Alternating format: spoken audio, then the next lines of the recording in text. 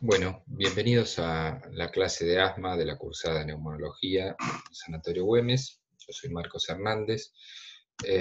Vamos a empezar lógicamente por la definición. La idea es entender que es un concepto de enfermedad crónica, una enfermedad inflamatoria y que afecta a las vías aéreas, ¿sí? Por lo tanto, la sintomatología va a estar localizada en el aparato respiratorio y va a tener la característica de ser variable o reversible, total o parcialmente.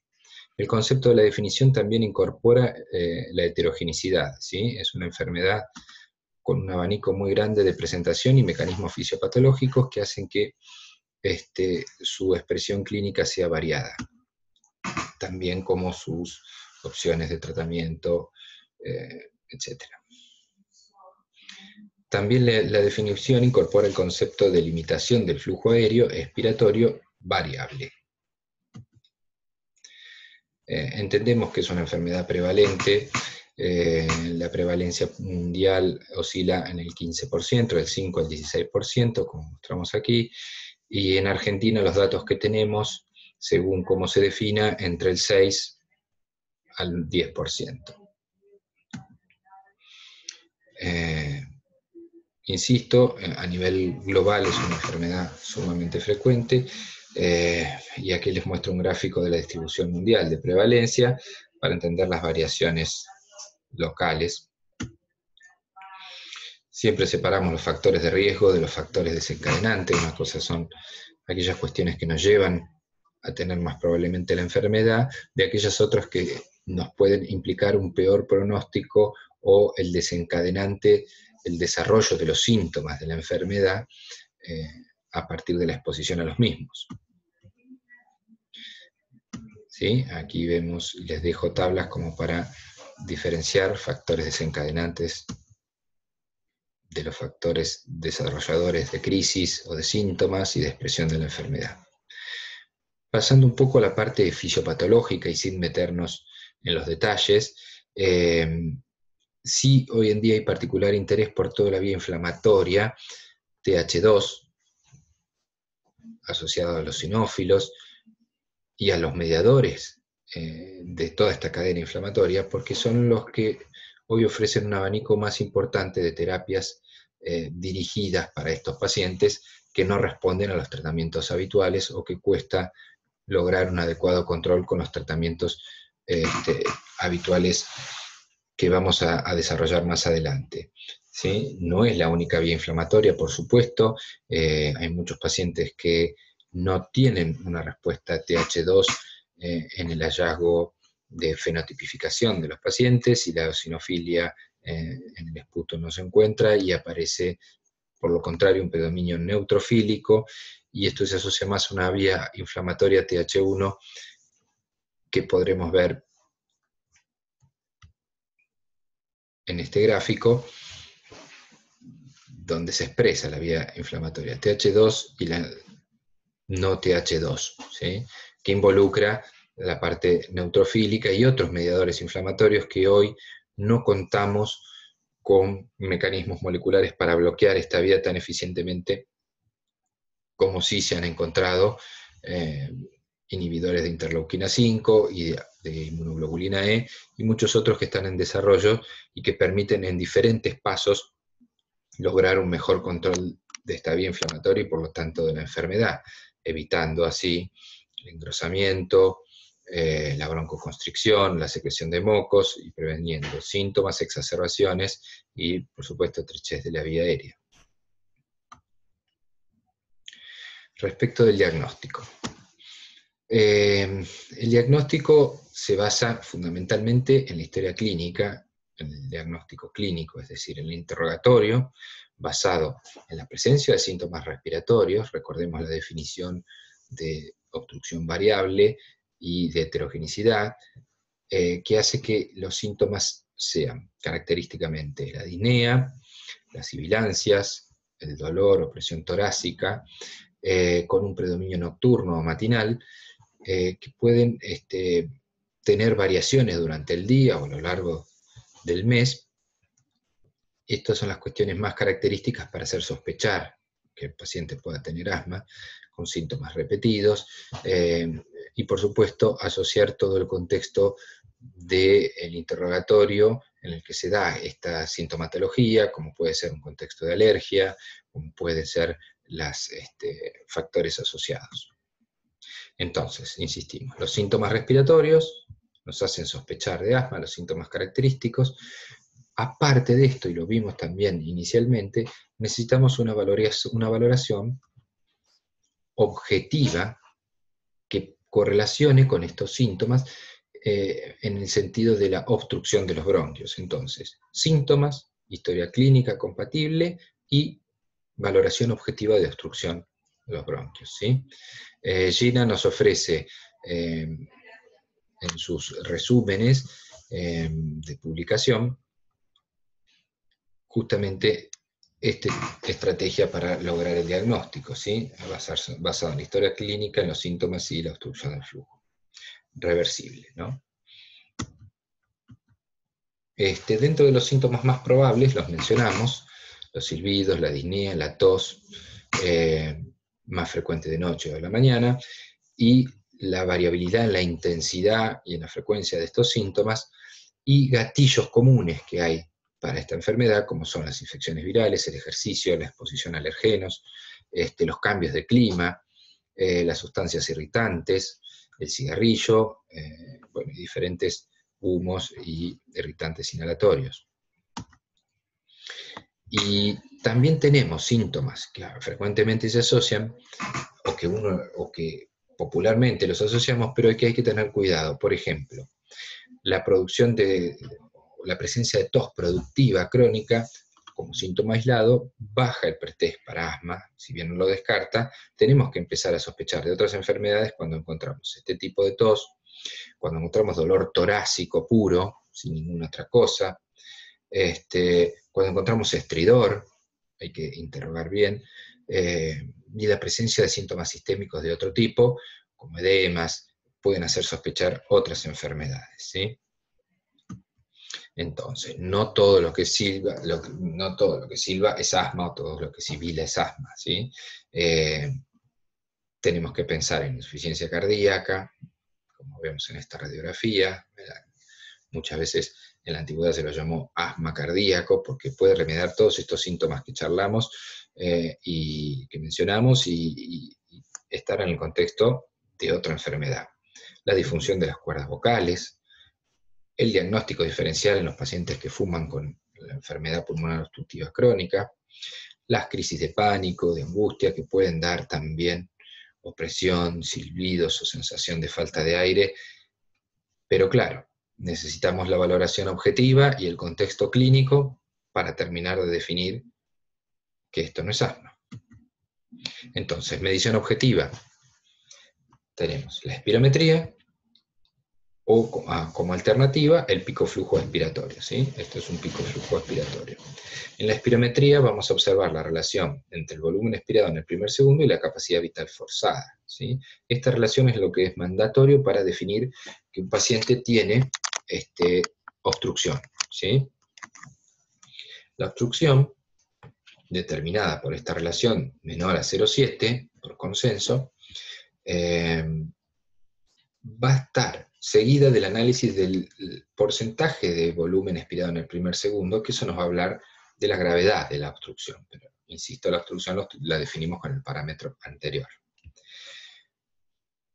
Hablamos de reversibilidad, y para tener en cuenta respuesta positiva a un broncodilatador, es decir, que revierta total o parcialmente aquella obstrucción detectada, el volumen expirado en el primer segundo debe cambiar un 12% y 200 mililitros luego de 15 minutos de aplicar un broncodilatador, ejemplo 400 microgramos de salbutamol. También se ha descrito este cambio en la capacidad vital forzada, siempre y cuando se mida el mismo tiempo expiratorio, por lo menos los 6 segundos para cumplir el criterio de aceptabilidad. Como alternativa, mencionamos entonces al pico flujo, un elemento más accesible, de incluso uso domiciliario, en el que podemos ver las variaciones diarias de su valor máximo y también la variación luego de un broncodilatador.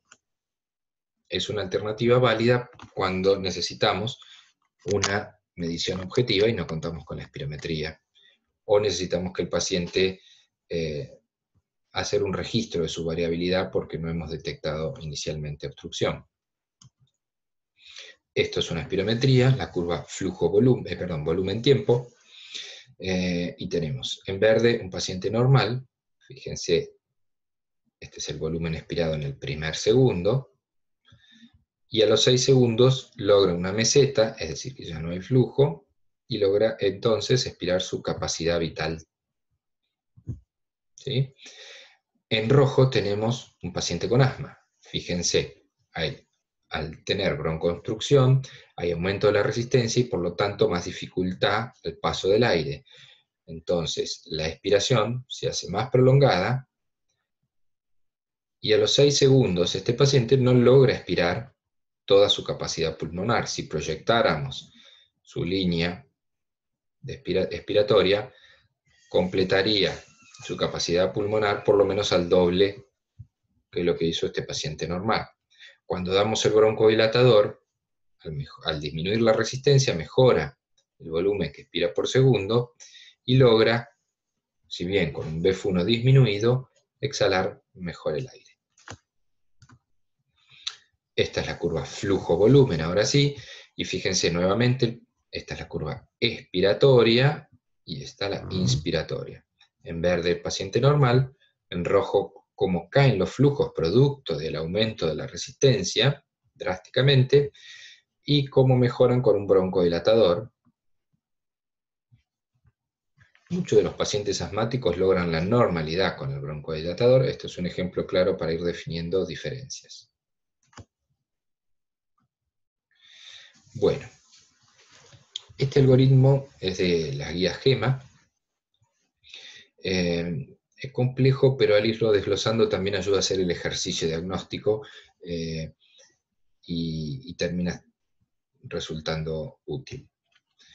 Entonces dijimos, los síntomas asmáticos, o sea, síntomas compatibles con asma, contexto clínico, insisto, espirometría con prueba broncodilatadora, valoración objetiva, como habíamos dicho, patrón obstructivo, hacia la derecha, con relación BF1 capacidad vital forzada menor a 0,7, y luego respuesta broncodilatador positiva, más del 12% de 200 mililitros. Este paciente tiene síntomas, tiene obstrucción, tiene respuesta, tiene asma.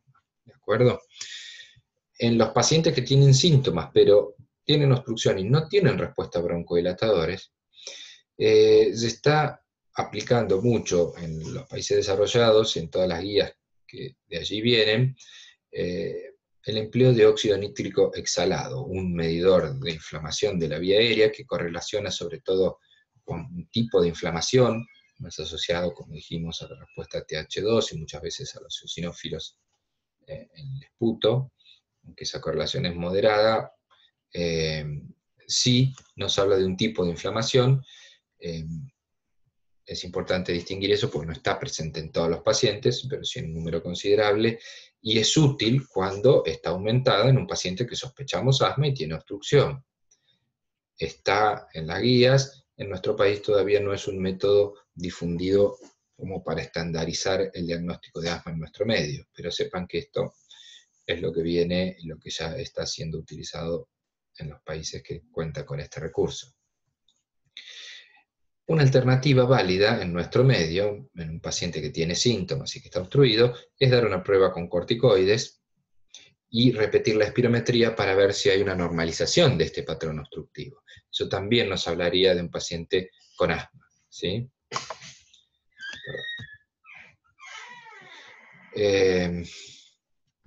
Por otro lado, tenemos pacientes que tienen un patrón normal, ¿sí? Estos pacientes, si tienen además respuesta broncodilatadora, con síntomas, estamos ante la presencia de un paciente con asma. Si un paciente tiene síntomas, pero tiene la espirometría sin obstrucción y sin respuesta a broncodilatadores, me tengo que plantear, utilizar un método accesorio en el algoritmo diagnóstico como el FENO, el óxido nítrico exhalado, y si da positivo, insistimos, nos orienta hacia asma. Otra alternativa es utilizar un pico flujo, como vimos, y ver la variabilidad en domicilio del pico flujo. Si es mayor al 20%, también nos está hablando de asma.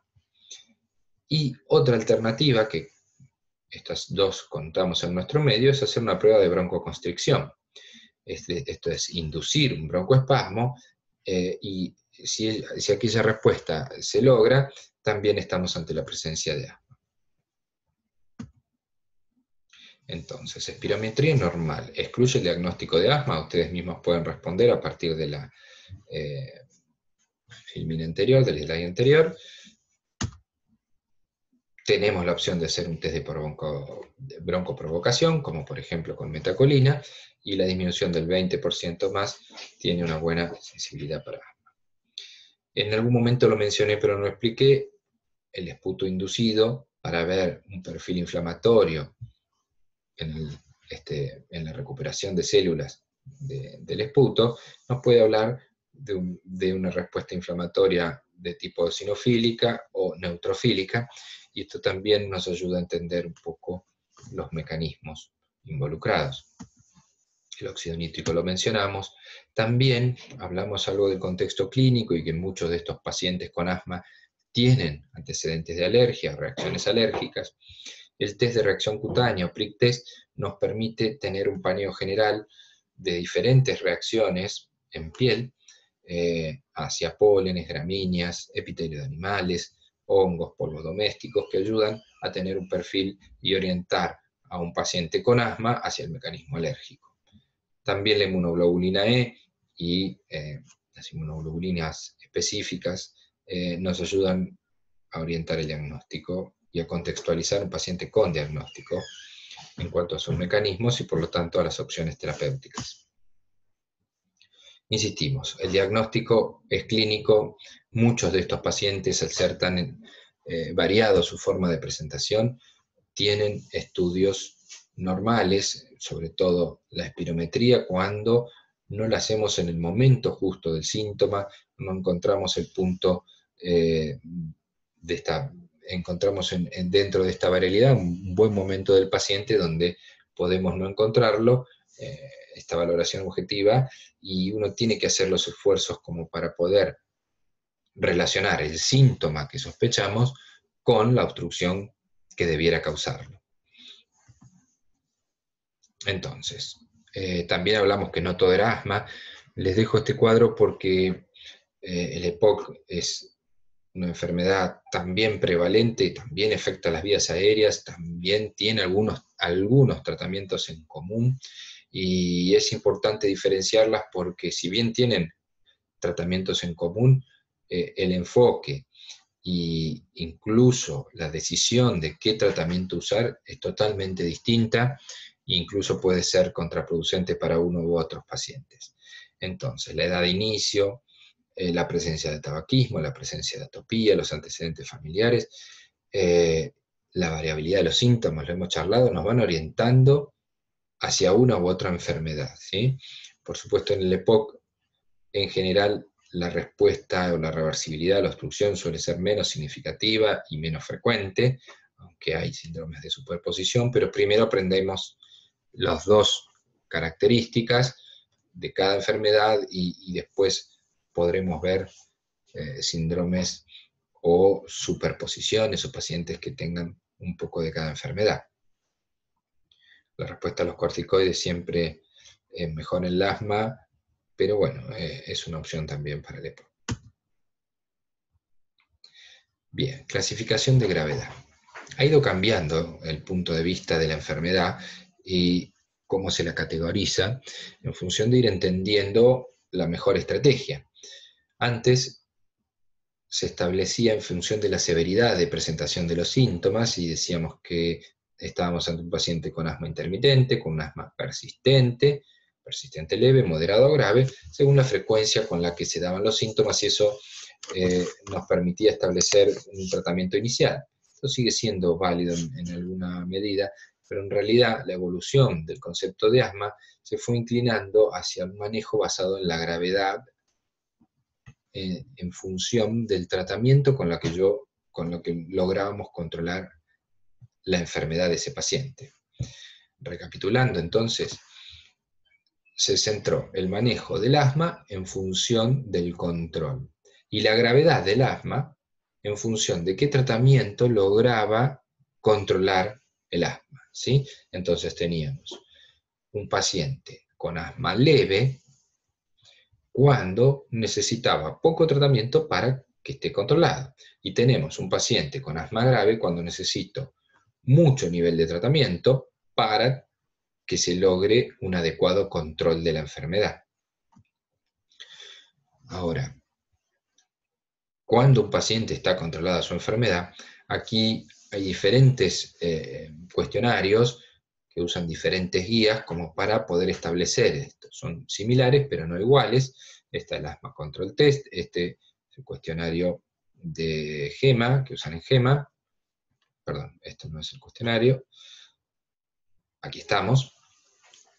La filmina anterior, la slide anterior era la clasificación de gravedad anterior en intermitente, persistente, moderada y grave, y ahora sí, la clasificación en función de el interrogatorio que determina y la valoración que determina si un asma está bien controlada, parcialmente controlada o mal controlada, ¿sí? Siempre tengo que prestar atención a los síntomas diurnos, la frecuencia, menos de 2 o más de 2 veces por semana, la limitación a las actividades, los síntomas nocturnos o despertares, la necesidad de medicación de alivio o de rescate, las alteraciones de la función pulmonar y la presencia de exacerbaciones o no, ¿sí?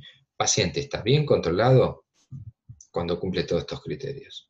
Y después podemos meternos en alguno de los pacientes que tienen un control parcial en función de que tienen síntomas frecuentes, más de 2 veces por semana, o alguna de estas cuestiones que mencionamos, ¿sí? Como para ir acelerando, esto es un punto importante que hay que revisar en cada visita del paciente para ver si hemos logrado un adecuado control. A partir de esto es que se centran las decisiones en el paciente con asma, tanto para escalonar tratamientos, para considerar correcto el tratamiento, necesitamos que el paciente tenga un buen control del asma. Las guías chinas usan un cuestionario similar y también mencioné uno de los cuestionarios, que es el Asthma Control Test. Siempre valoran las últimas 4 semanas de evolución del paciente para referir la frecuencia o limitación que haya podido tener. Entonces, fíjense, con la interpretación de un paciente con asma leve, persistente leve, ese mismo paciente puede estar perfectamente controlado y con un proceso infeccioso pasar a tener un asma no controlado a partir de una infección. O tenemos un paciente, el paciente C, que puede pasar a lo largo de los meses de una etapa poco sintomática en frecuencia a muy sintomática en frecuencia y, lógicamente, el nivel del control irlo perdiendo hasta llegar a estar no controlado. O tenemos pacientes que se manejan en un rango no controlado desde síntomas no tan frecuentes a más frecuentes. Esto es para diferenciar la interpretación de un paciente controlado en función, o no controlado, en función de la frecuencia con la que aparecían los síntomas sin tratamiento. Hoy, insisto, decimos que un paciente está controlado, parcialmente controlado o no controlado. ¿Y qué es? Un asma leve, moderada o grave, según la cantidad de tratamiento que tengo que dar para que esté controlado. ¿De acuerdo? Entonces, nos organizamos en base del caos y el control, ¿sí? Siempre vamos a atender, y las guías y las publicaciones y todas están orientadas hacia el control. Control y gravedad, lo hemos mencionado, es algo que hemos charlado anteriormente. Y yendo un poco más allá, al centrar el asma en el control, se empezaron a ver, o categorizar mejor, aquellos pacientes que eran difíciles de controlar o difíciles de tratar. Y los conceptos de adherencia al tratamiento, de preferencia del paciente por el diferente dispositivo, de educación al paciente para poder utilizar adecuadamente el dispositivo, empezaron a tener un rol trascendental en aquellos pacientes que no se lograba adecuado control o había que estar, o hay que estar manejando dosis incrementales de tratamiento. Muchas veces el problema está en la adherencia y en la calidad de la técnica que usan para inhalar los diferentes dispositivos. Las comorbilidades es otro punto importante cuando no logramos controlar o nos cuesta controlar un paciente con asma. La exposición a factores desencadenantes son cuestiones que hay que revisar en aquellos pacientes que tienen un difícil control. Bien, manejo y tratamiento. El manejo y tratamiento recomendado por la guía más difundida es un manejo cíclico y escalonado. Cíclico se refiere a que en cada consulta uno tiene que revisar, bueno, inicialmente el diagnóstico, el control de los síntomas y los factores de riesgo que pueda tener ese paciente para un mal pronóstico o un inadecuado control. Tengo que revisar en cada consulta la técnica inhalatoria y la adherencia y las preferencias del paciente. Luego, tengo que ajustar su tratamiento en función de su evolución y buscar la modificación de aquellos factores de riesgo que sean modificables, como la obesidad, como el tabaquismo, para lograr una mayor eficacia y eficiencia del tratamiento. Y tengo que siempre revalorar el control de los síntomas, las exacerbaciones, los efectos adversos de la medicación, la capacidad pulmonar, la función pulmonar, y si se lograron los objetivos pautados con el paciente. Esto es una cuestión cíclica que se va revisando a partir de conductas y los efectos de las decisiones y tratamientos indicados. Y dijimos cíclico y escalonado. Es esta valoración progresiva de niveles de tratamiento en función del control se estableció a partir de pasos, desde el 1, como vemos aquí, en donde incorpora broncodilatadores, principalmente de acción corta y corticoides inhalados, eventualmente, al paso 2, donde los corticoides inhalados adquieren un rol trascendental en control de la enfermedad, siempre hay una alternativa. El step 3, donde ya tenemos los corticoides inhalados y las asociaciones de corticoides con broncodilatadores de acción larga, ¿sí? Acá también tenemos alternativas. El paso siguiente sería corticoides inhalados en dosis medias o altas, y siempre en combinaciones, ¿sí? Con broncodilatadores. Aquí se agregó en los últimos 4 años la adición de LAMAs, como el tiotropio, o sea, antimuscarínicos de acción prolongada. Y en el paso 5 van siendo aditivos los tratamientos, tanto en dosis como en opciones, y se va agregando, la presencia aquí aparece anti-inmunoglobulina E y anti-interleuquina 5, que son el omalizumab y el mepolizumab. Incluso se considera bajas dosis de corticoides orales.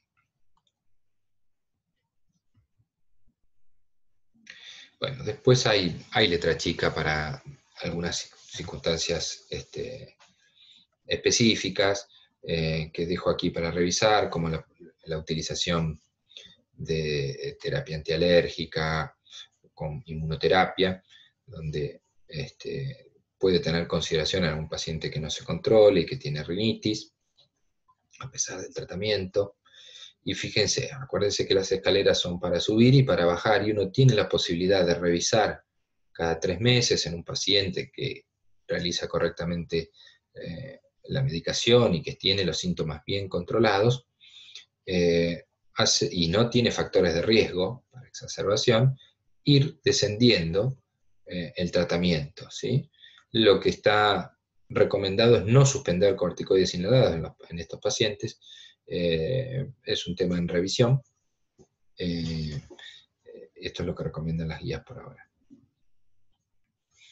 Recuerden, educación del paciente es un punto fundamental en el tratamiento del asma. Debemos nosotros saber utilizar los diferentes dispositivos en aerosol, de dosis fija y medida, dispositivos en polvo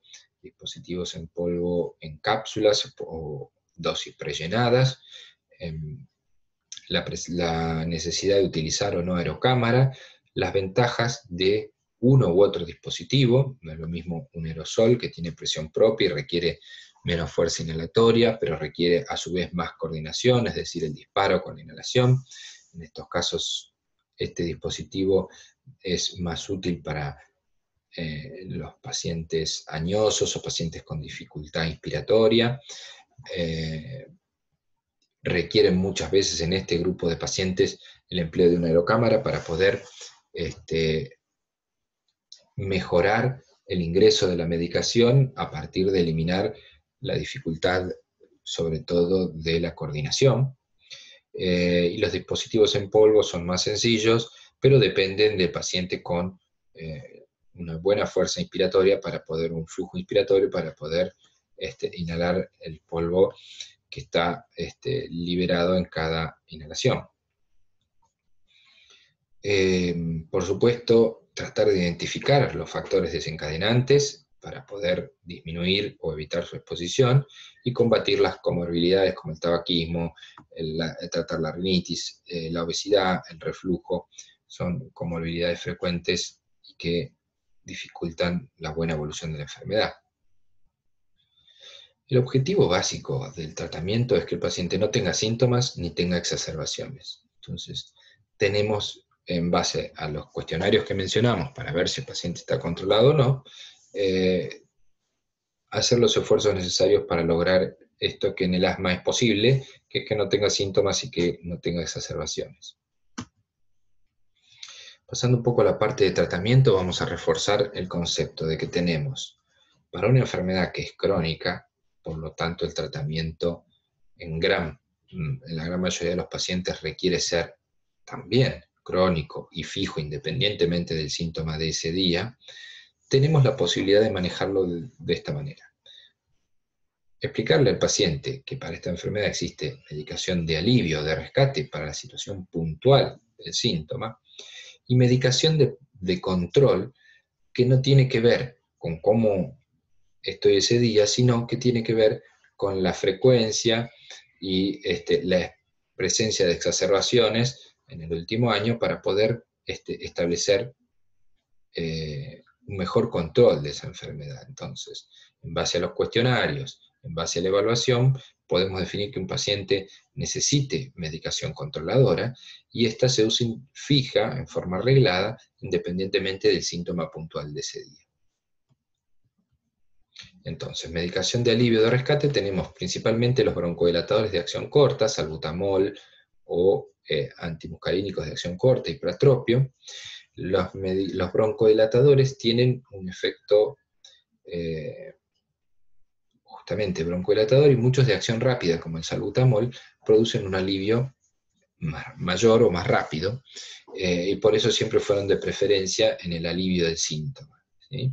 Hoy también hay broncodilatadores de acción larga que tienen una acción rápida, como el formoterol, y que podrían llegar a utilizarse como alivio, pero estos tienen que estar siempre asociados a corticoides inhalados. Es decir, que para monoterapia, solamente los broncodilatadores de acción corta están indicados para usar en pacientes, por supuesto en el STEP 1,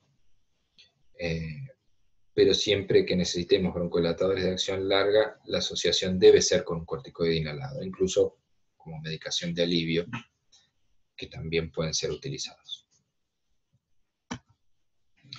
Controladores, entonces dijimos, los más conocidos, los más difundidos y de los más efectivos son los corticoides inhalados, budesonide, fluticasona, mometasona, etc.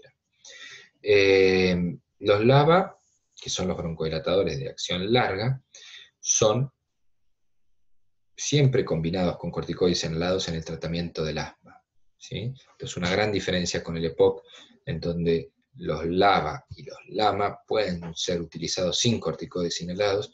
En el asma esto es mala palabra, por decirlo de alguna forma, porque se ha visto que puede incluso hasta aumentar la mortalidad el uso de monoterapia con broncodilatadores sin la presencia de un corticoide inhalado. Esto tiene que ver con entender el mecanismo inflamatorio de la enfermedad y no solo con el control del síntoma puntual, ¿sí? Ejemplos hay muchos: formoterol budesonide, salmeterol fluticasona, bilanterol fluticasona. Hay muchas combinaciones de broncodilatadores y corticoides para el tratamiento controlador del asma, ¿sí? Mencionamos también entonces LABA y ultralava en función de su vida media. Los ultralava duran 24 horas. Lo mismo pasa en el lado de los antimuscarínicos. Tenemos los LAMA, como el tiotropio, el licopirroño, el umeclidinium, que tienen un rol importante como controladores del asma, ¿sí? Inicialmente aprobados para los pasos 4 y 5, para el asma más grave, pero bueno, esto está en revisión, su empleo en pacientes menos sintomáticos. Por ahora la indicación es en los pacientes graves. Hay alternativas, por supuesto. La teofilina siempre es válida en un grupo de pacientes, sobre todo en aquellos que han fumado, en los que tienen superposición con síntomas de POC o con características de POC. Los macrólidos, como la citromicina, la claritromicina, también tienen un efecto mediado de inmunomoduladores y de control de la enfermedad, independientemente, hasta aquí, del tipo inflamatorio que está involucrado en el asma, ¿sí? Estos medicamentos sirven para todos los pacientes con asma, independientemente de la vía inflamatoria que esté involucrada. Si bien para aquellos pacientes que habíamos mencionado al principio, con asma con un carácter inflamatorio y predominio más neutrofílico, no contamos por ahí con un paso más, que está en el paso 5, que son las terapias monoclonales, los anticuerpos dirigidos a mediadores inflamatorios como la IgE, interleuquina 5. Para aquellos pacientes seguimos contando también con estos medicamentos como los macrólidos, la teofilina y los antimuscarínicos como opción. Mencionamos ya los monoclonales, y dentro del tratamiento no farmacológico también está la termoplastia, que tiene que ver con un tratamiento válido para un grupo muy seleccionado de pacientes que no responden al tratamiento, que tienen una obstrucción fija, que tienen determinada capacidad funcional que les permite hacerse una endoscopía y por radiofrecuencia lograr algo de ablación a nivel bronquial distal y de segmentos bronquiales para tratar de estabilizar esa broncoobstrucción fija, o esa obstrucción que no logra controlarse con los métodos habituales. Simplemente lo mencionamos como para que conozcan que hay un método no farmacológico que puede ser empleado, pero solo para casos seleccionados. Les dejo esta filmina para tener establecido sitios de tratamiento muy específicos y que son de particular interés hoy en día, que tienen que ver con los protagonistas de la inflamación en el asma, ¿sí? Tanto citoquinas como células y mediadores como el óxido nítrico, las prostaglandinas, los leucotrienos, todos tienen un rol y un interés también desde el punto de vista del bloqueo farmacológico para lograr un adecuado control y tratamiento del asma. Los corticoides inhalados, recuerden, pueden tener los efectos sistémicos que han sido descritos en los corticoides orales. Lógicamente hablamos de dosis de microgramos cuando hablamos inhalado y de una absorción mucho menor cuando se inhala, pero los corticoides en dosis altas, 1000 de fluticasona por ejemplo, o sus equivalentes,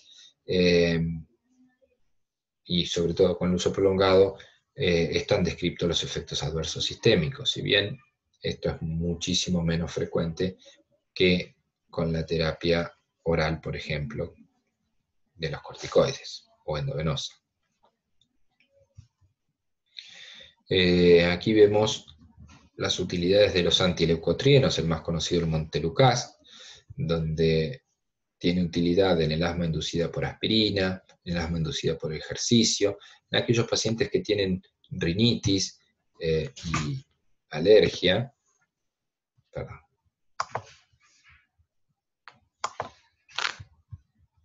decíamos rinitis y alergia, bloqueando vías de los mastocitos, inflamación con consiguiente broncoobstrucción, secreción de moco, etc. Es un medicamento que se usa vía oral, que es un controlador válido, está en los steps que les mencionamos, desde etapas iniciales, siempre que necesitemos medicación controladora. Bien, cuestionario de Gina, muy parecido al que les mencioné de GEMA.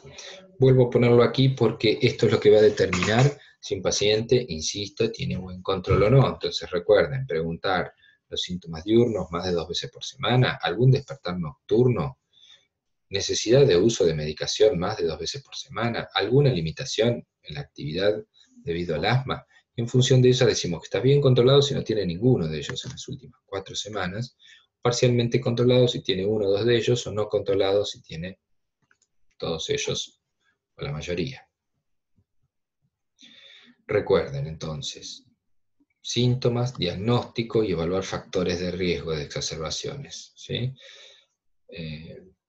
Nivel de control y factores de riesgo. Entonces, síntomas no controlados, nivel de control, la adherencia y el uso de la técnica inhaladora, la cantidad de broncodilatadores que empleo, la cantidad de canister o cartuchos, antes se decía más de uno por mes, hoy se habla también de canister año, más de 3 canister por año es un factor de riesgo. La presencia de alteración funcional, por supuesto, que es un factor de riesgo. Las comorbilidades y las exposiciones, pacientes que fuman, que están expuestos a alergenos. Las comorbilidades también, obviamente, los pacientes obesos, los pacientes con rhinosinusitis, los pacientes con eosinofilia, los pacientes que han estado intubados anteriormente por asma, y los que han tenido alguna exacerbación. Esto es un contexto de factor de riesgo que hace que la medicación controladora seamos cautos en cuanto al descenso o en cuanto al nivel de tratamiento con el que comenzamos en estos pacientes que tienen riesgo. Bueno, insisto, aquí llamamos asma grave a aquellos pacientes que tienen corticoides en dosis altas más la necesidad de un segundo controlador. El paciente que tiene asma grave puede estar bien controlado con ese tratamiento o puede estar mal controlado, ¿sí? Para estar bien controlado, en general, es aquel paciente que ha respondido a la solución de estos problemas como la adherencia, la exposición al tabaquismo. Estos pacientes son los que tienen asma grave y con el tratamiento están bien controlados. Pero tenemos esos pacientes cuyas comorbilidades no han sido adecuadamente observadas o diagnosticadas o no han logrado ser controladas.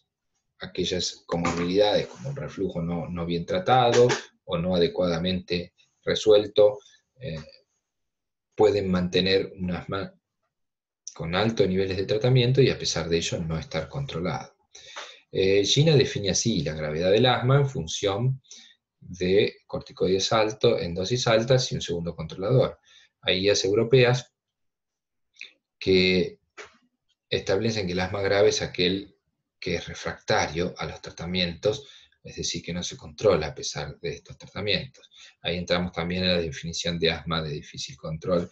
Bueno, hay una serie de nomenclaturas, pero sepan que asma grave es esto que acabamos de charlar, con corticoides en dosis altas y segundo controlador, y después tenemos la situación de asma difícil tratar o asma difícil control, que tiene que ver con un asma grave que tiene comorbilidades que no han podido ser resueltas y que debe hacerse el esfuerzo de controlar estos factores asociados, porque ahí está la dificultad en el control y no solo en la cantidad de tratamiento para el asma. Tratar la comorbilidad también es tratar el asma. Fenotipos. Bueno, hay muchos fenotipos en el asma, por eso dijimos y empezamos la clase diciendo que era una enfermedad heterogénea. En el asma no grave, digamos, esta disquisición todavía requiere mucha más investigación para entender la real implicancia clínica. No obstante, se definen diferentes grupos de pacientes que tienen características similares, que por ahora no tienen tantos tratamientos específicos para grupo. Distinto del asma grave, donde la fenotipificación, donde saber si tiene eosinófilos en los esputos, donde saber si tiene un óxido nítrico exhalado alto, puede orientar hacia una terapéutica específica. Los eosinófilos en sangre pueden, los niveles de IgE pueden orientar hacia un tratamiento específico en un paciente con asma grave que no logró controlar. Pero en los pacientes de asma no grave se han descrito la presencia de asma alérgico, asma no alérgico, asma de comienzo tardío, asma de la obesidad, asma y el ejercicio o inducida por el ejercicio, que son grupos de pacientes que pueden contener una explicación fisiopatológica propia, pero bueno, eso necesita mayor investigación para poder definir su implicancia clínica. El futuro del asma está orientado hacia el bloqueo de las vías inflamatorias y entender las vías inflamatorias de cada paciente para poder lograr un adecuado control. El adecuado monitoreo de los pacientes que usan tratamiento. Bueno,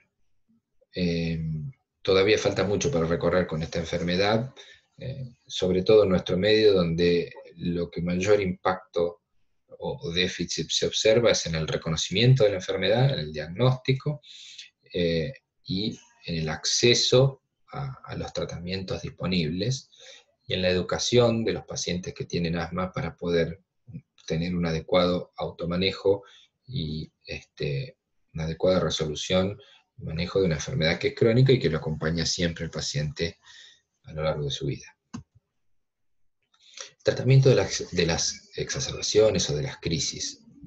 Justo está bien escrito ahí. Este tratamiento difiere de lo que venimos hablando ahora, ¿sí? El tratamiento de las crisis asmáticas se basa fundamentalmente en una valoración inicial que incluye, siempre que es posible, una valoración objetiva del nivel de obstrucción, y en esta valoración inicial observo la gravedad del paciente. Todo paciente que viene con síntomas de crisis asmática, de empeoramiento de los síntomas y de pérdida del control del asma, requiere corticoides sistémicos, broncodilatadores, de acción corta o de acción larga, pero inicialmente de acción corta, y la revaloración del paciente a los 30 y 60 minutos, que es la valoración dinámica, para ver cómo mejora clínica y espirométricamente ese paciente.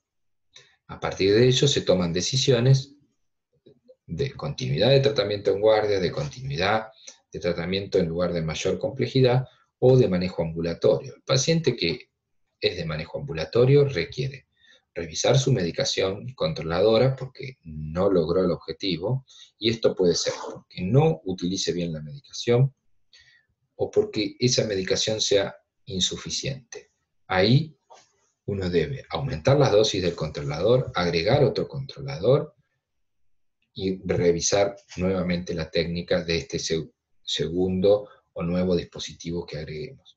Ahí el paciente se va de alta con corticoides sistémicos por boca 5 a 7 días y debe ser revalorado después su evolución en forma ambulatoria. Los pacientes internados requerirán, según la gravedad, mayor continuidad del tratamiento de corticoides sistémicos, continuidad de los broncodilatadores, la valoración de enfermedades agudas asociadas, neumonía, gripe, etcétera, para poder tratar también las enfermedades que están desencadenando esta crisis. Y en general el alta se da cuando la espirometría mejora por encima del 60% de su valor normal. Bueno, vamos a ir terminando aquí. esta fue la primera clase que recibieron, además están los prácticos, y se puede ir consultando a lo largo de la cursada las diferentes dudas que pueden haberse generado a partir de esta presentación y de la enfermedad en sí.